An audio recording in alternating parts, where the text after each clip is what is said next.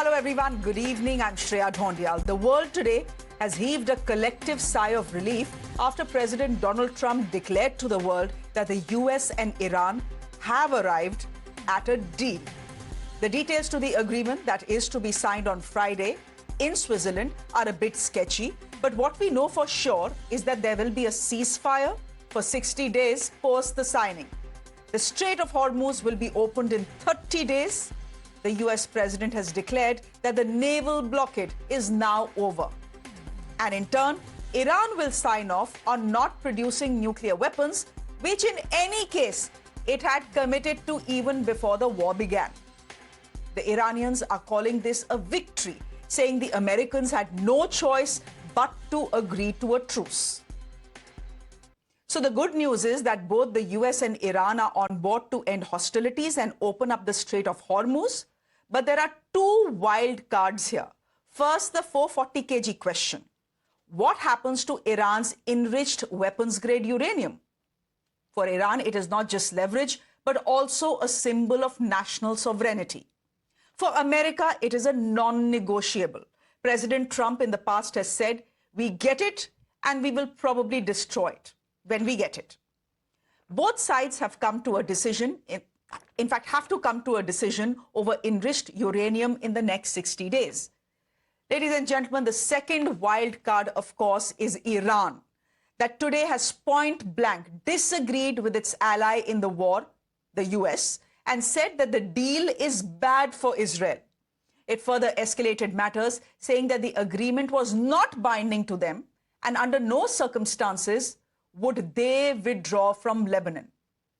Ladies and gentlemen, as you know, for Iran, Lebanon is non-negotiable. Therefore, it's best to read the developments as a temporary and tentative truce. Tentative because, well, Israel was not part of the negotiations and is hell-bent on playing spoiler. And of course, there is still no clarity on the 440 kg question. The question is, will there be peace? And if there is, for how long will it last? Meanwhile, we are hearing from Donald Trump as we speak. This is what he's saying, sounding rather optimistic. He's saying ships are starting to move, many loaded up with oil out of the Strait of Hormuz. They are going along the southern highway, which is totally safe, secure and pristine. There are other areas of travel also.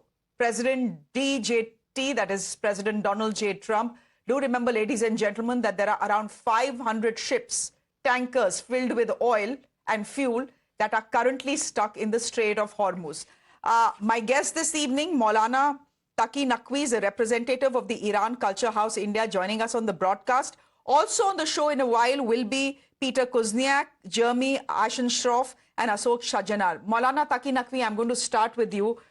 We are seeing a fairly optimistic, a third fairly optimistic tweet from President Donald Trump. How's Iran viewing this truce? Are they viewing it as temporary? या आपको लगता है कि इस बार दोनों sides जो हैं peace खींच लेंगी थोड़ी देर तक?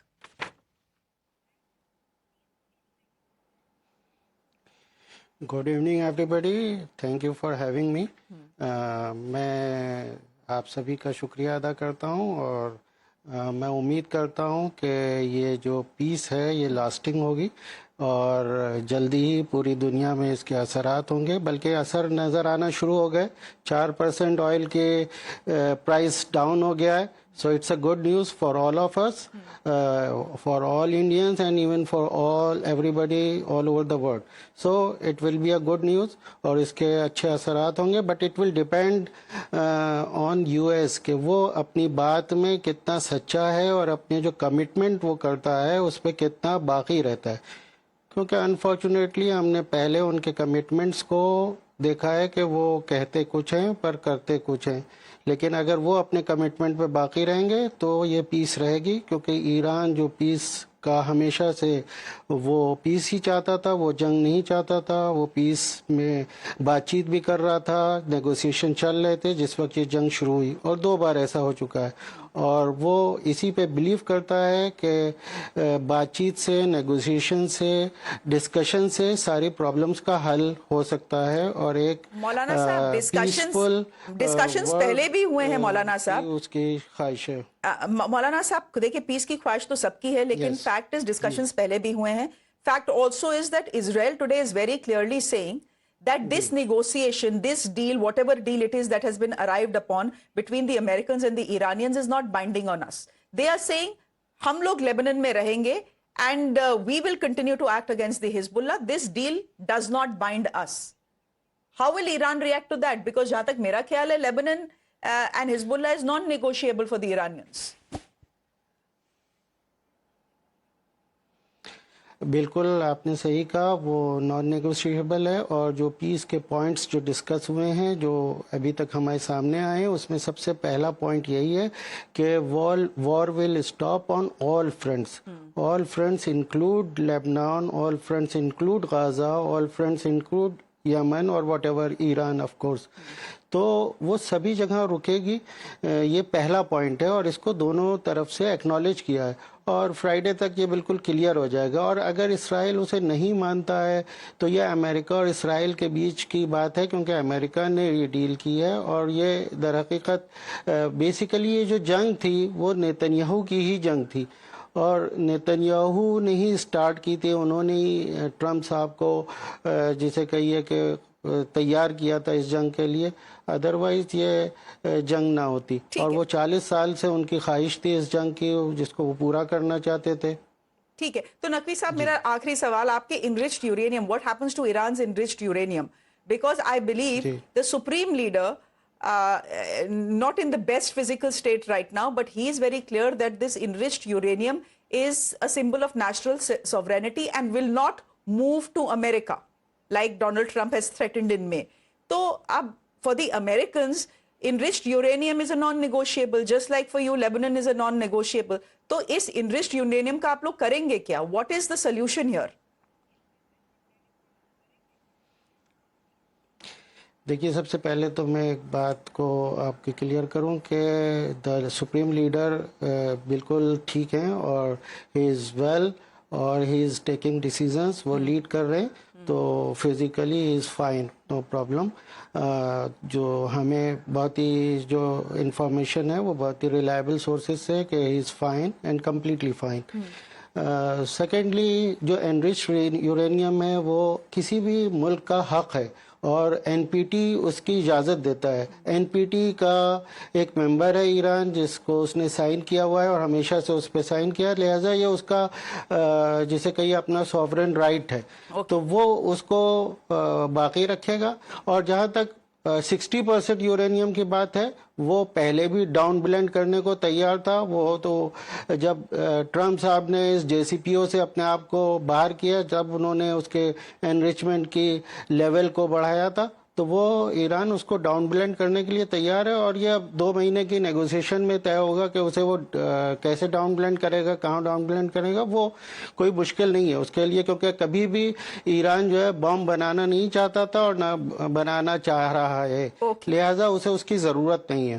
اوکے، وی لیو اٹ، یہ بات کلیئر ہے. اوکے مولانا صاحب، وی ٹرمپ لیو صاحب جو یہ کہہ رہے ہیں کہ ہم نے یہ جنگ جیت لی ہے، وہ یا نہیں آپ کمپلیٹ وہ در حقیقت 2 پوائنٹ جو کہہ رہے ہیں کہ ہم نے اسٹریٹ آف ہارمز کو کھلوا دیا. ہاں، وہ جو کہہ رہے ہیں کہ ہم نے یہ جنگ جیت لی ہے، اسٹریٹ آف ہارمز کو کھلوا دیا ہے، اور ایران نے وعدہ کیا ہے کہ وہ کبھی نیوکلیئر بم بنائے گا نہیں یا خریدے گا نہیں، تو یہ ایسی 2 چیزیں ہیں جو ایران نے مانا ہے، لیکن وہ ہمیشہ سے مانتا چلا آ رہا ہے. اسٹریٹ آف ہارمز ہمیشہ سے کھلا ہوا تھا، وہ جنگ کی وجہ سے بند ہوا، دوبارہ کھل جائے گا، تو اس میں جیت کیا ہے.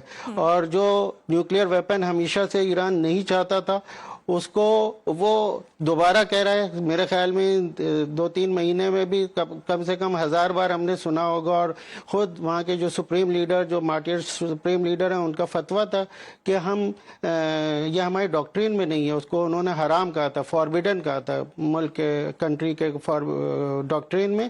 تو وہ کبھی سے اس نے اس کی کوشش نہیں کی، اور آئندہ بھی اس کے پلان میں نہیں ہے. تو بہرحال اگر ٹرمپ صاحب سمجھ رہے ہیں کہ یہ جیت ہے تو جیت ہے، ورنہ دنیا کا میڈیا یہ کہہ رہا ہے کہ یہ ایران کی جیت ہے.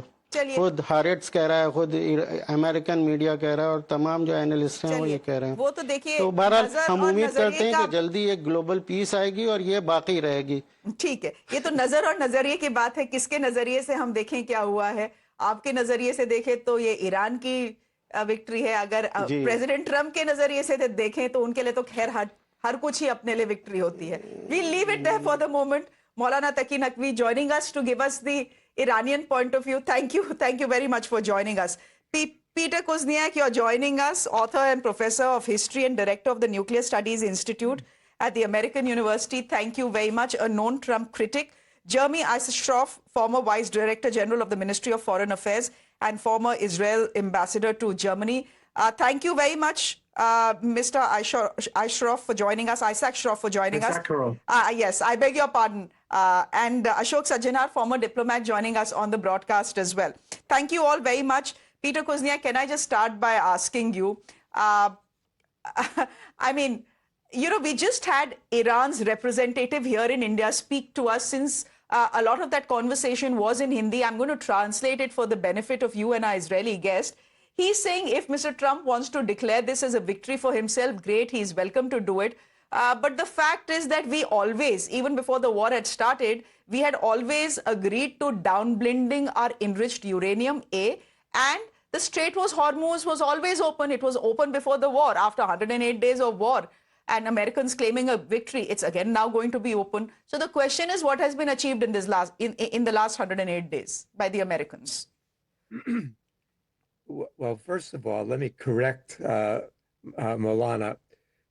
Iran had agreed in 2015 to ship out 98% of its highly enriched uranium at that point.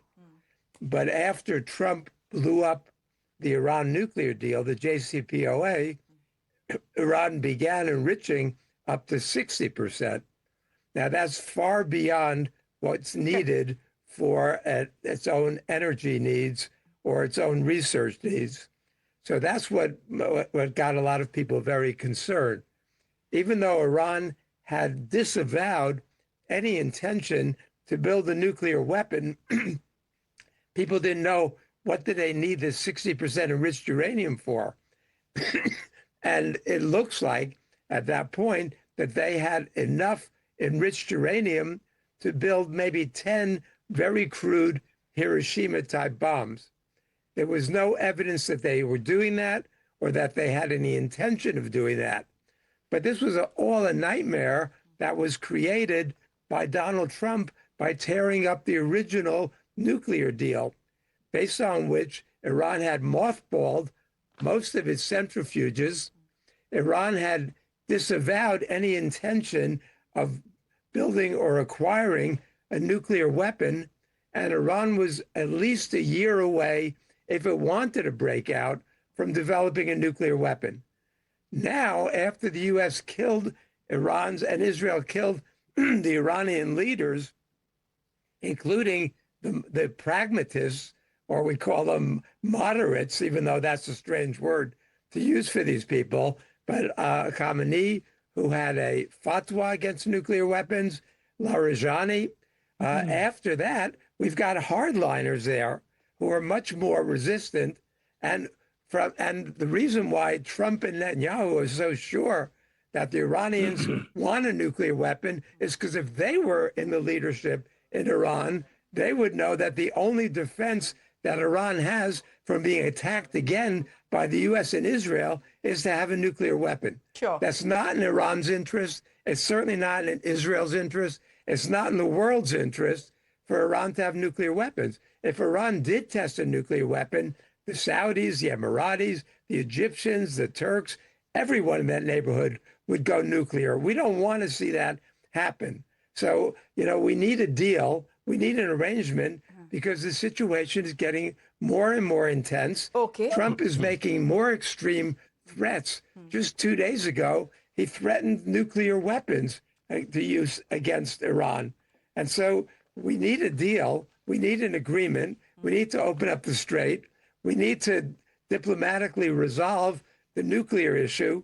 But what I would love to see is the entire region become a nuclear-free zone. Okay. I don't want Israel to have nuclear weapons. No, before we No, get I don't want Iran to have nuclear Peter weapons. Kuzniak, before we get ahead of ourselves here on this discussion, let's consider the one wild card that is Israel. Can I just get the Israeli guest in as well? Jeremy Isakroff, thank you very much for your time. Apologies for mispronouncing your name when I began the show. But why is Israel resisting this deal? Why is Israel saying that this deal is not binding on us? Because it hasn't been negotiated with us. And frankly, one of the things, three things that actually I am still very concerned about is what you mentioned, the fate of the 440 kilograms of 60% enriched uranium. And I would like to remind everyone that we're not talking just about 440 kilograms of 60%. We also are talking about 8,000 to 9,000 kilograms of uranium enriched to a certain level of 20% and the rest to 3.67%. So that is something that I have no clear understanding of what the fate of that enriched material is, because from my point of view, as long as Iran still has that material, it still probably has the equipment to enrich it to weapons grade. It still has the expertise. I am not in any sense at ease that this agreement is relating to all of our concerns. Number two, the whole issue of missiles, which have been used in an exceptional way against Israel over the last couple of years. I think it's important that that has some relevance here. Lastly, also you asked about whether Israel would comply with the agreement. First of all, I want to see that Iran is going to comply with the agreement. And once it gets a lot of frozen funds, which we're concerned about, it will continue to supply arms to Hezbollah, to Hamas, to the Houthis, and whichever other non-state or terror organization that seeks to undermine the stability in the Middle East. So I still think we have a long way to go before we can be satisfied with this agreement. But Jeremy, I understand the fact that you were not part of the negotiations, but the fact is that your ally, your ally, the Americans certainly were. They were part of the negotiations. So probably President Trump thinks that if he agrees to it, Israel will agree to it. Clearly, there is a difference of opinion. Secondly, and more importantly, one of the mediators is Pakistan, and Pakistan has said that hostilities will cease on all fronts, including Lebanon. So for the peace deal, there's a commitment on Lebanon as well. Now, if you say that it's not binding on you and you will continue to attack the Hezbollah that resides in Lebanon, well, then if there is an interpretation that Israel is coming in the way of peace, that won't be entirely incorrect, will it? Well, first of all, I want to know that Iran will stop funding, training, and supplying arms to Hezbollah. And if it is so, once the treaty, peace, or however you want to call it, to reign in Lebanon, then get rid of Hezbollah and stop supporting this organization, which first and foremost is undermining Lebanese sovereignty. So I, first of all, would like to see that before we say that we will ignore any other threat emanating from Lebanon. Lebanon is a serious problem. I do believe Israel should invest a tremendous amount of time in trying to forge a diplomatic understanding with Lebanon, also even with Syria, and we should invest in that and be less invested in looking at military options at this stage. Okay. And Rick, and you said something in the beginning about the issue of Trump making decisions. I do not have a problem with decisions that Trump has made in terms of not attacking Beirut, because I did not actually support that. But I want the Israeli prime minister to make the right decisions. And I want decisions relating to Israeli national security to be made by the person who needs to make them, which is the prime minister. Peter Kuzniak, very quickly then, it's very curious why, the Israelis, who are very much part of this war, were not part of the negotiations. Trump has not only cut the Israelis out of the negotiations, he's disparaged Netanyahu in ways that no American president has ever spoken about an Israeli leader. Effing this, effing that, effing crazy. You know, this kind of undiplomatic language on Trump's part is not helpful at this point. Now, Israel Netanyahu has been trying to find an American leader stupid enough and ignorant enough to go to war with Iran for more than 3 decades. He finally found Donald Trump, and Donald Trump did go to war with Iran after Netanyahu spoke to him in December and again in February and assured him it was going to be easy and they were going to overthrow the Iranian government. There's going to be regime change, you know, and then Trump realized that Iran has his own cards controlling the Strait of Hormuz. The U.S. intelligence says Iran still has 75% of its launchers, 70% of its missiles, lots of drones. And so they're launching these not only against Israel, but against U.S. proxies and allies in the area. And these missiles, the drones cost $25,000, $35,000, and they're being shot down with interceptors that cost upwards of $1 million in many cases. It made no sense. And the Iranians had capabilities that the U.S. didn't plan on. And so even though Trump was warned, he went into this totally ignorantly and blindly. And so at this point, the Israelis don't have very, very different interests, as Jeremy is saying, from the United States or from other countries here. Okay. The Israelis see this as an opportunity. They don't want to they are in a position to undermine this agreement. And they're saying that they're not going to comply with the terms because they've been excluded from it. And so, which means that they have veto power at this point. Just like Iran has veto power, Israel has veto power. It's very, very fragile at this moment. Oh, and therefore, Ashok Sajjanar, I'm going to draw you into this conversation. We've heard from all 3 sides here. As a seasoned diplomat, how realistic do you think is this so-called truce/peace deal? And how long do you think it will last? Because there have been false dawns in the past as well. So a couple of things, Shreya. Number one, I think it is not, we shouldn't think it as being a grand peace deal, which will cover all issues, cover all bases, cover all outstanding points. No, there are a large number of loose threads that will be there. What we will have is a mini agreement or mini compromise, I would say. And that would be only some specific issues where, we've seen there is a commitment by Iran saying that, okay, we are not going to have nuclear weapons, but this they have been saying all the time. But I think we need something more concrete, more definitive, not only a fatwa by the supreme leader or by, statement there, some concrete, some commitment on paper, which is accepted and approved by the global community in whatever way. That is what we need to see.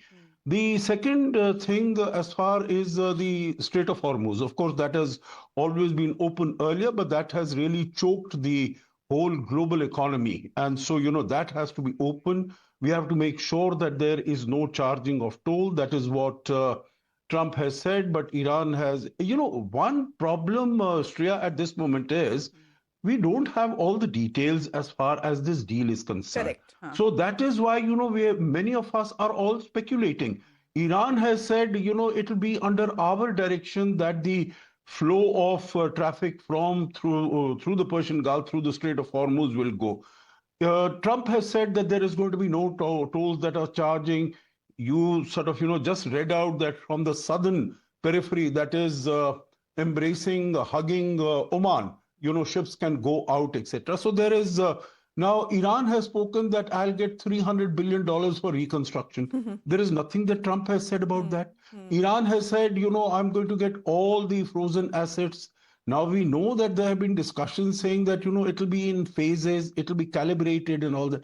So details are not available. What I'm saying is that Strait of Hormuz will be open. There will be something on this 440 kilograms sort of a thing.